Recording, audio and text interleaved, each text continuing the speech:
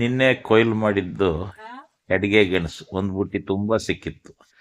ಗೆಳೆಯರಿಗೆಲ್ಲ ಕೊಟ್ಟು ನಮ್ಮ ಸಹೋದ್ಯೋಗಿಗಳಿಗೆಲ್ಲ ಕೊಟ್ಟು ಉಳಿದ್ರಲ್ಲಿ ನಾವು ಪಲ್ಯ ಮಾಡಿದ್ದೀವಿ ನೋಡಿ. ಇದು ಸುಲಭ ರೆಸಿಪಿ.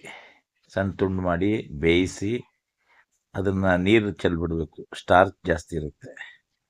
ನಂತರದಲ್ಲಿ ಆಲೂ ಪಲ್ಯ ಮಾಡ್ದಂಗೆ ಮಾಡಿದ್ರೆ ಆಯಿತು. ತರಹವಾರಿ ನಿಮ್ಮ ರೆಸಿಪಿಗೆ ತಕ್ಕಂಗೆ ಮಾಡಿ ಪಲ್ಯ ಸಾರು ಮಾಡ್ಬೋದು. ಇದು ಅಡಿಗೆ ಗೆಣಸಿನ ಪಲ್ಯ ಬಹಳ ಸರಳವಾದ ರೆಸಿಪಿ ಮತ್ತು ಪೌಷ್ಟಿಕ ಆಹಾರ. ಮತ್ತು ಇದರಲ್ಲಿ ಯಾವುದೇ ಒಂದು ಕೆಮಿಕಲ್ ಸ್ಪ್ರೇ ಇಲ್ಲ, ಗೊಬ್ಬರ ಇಲ್ಲ. ಇದು ನಿಜವಾದ ಸಾವಯವ ತರಕಾರಿ ಇಲ್ಲಿದೆ ನೋಡಿ. ಇವತ್ತು ಮಧ್ಯಾಹ್ನ ಇದರ ಪಲ್ಯನ ನಾನು ಸೇವನೆ ಮಾಡಿದ್ದೀನಿ, ಮನೆಯಲ್ಲೆಲ್ಲರೂ ಉಪಯೋಗಿಸಿದ್ದಾರೆ.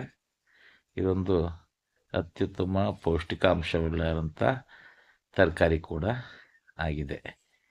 ಇದು ಒಂದು ಬುಡದಲ್ಲಿ ಒಂದು ಬುಟ್ಟಿ ಬರುತ್ತೆ, ಕಡಿಮೆ ಅಲ್ಲ. ಒಂದು ಬುಡದಲ್ಲಿ ಒಂದು 25 kg ಗೆಣಸು ಬರುತ್ತದೆ.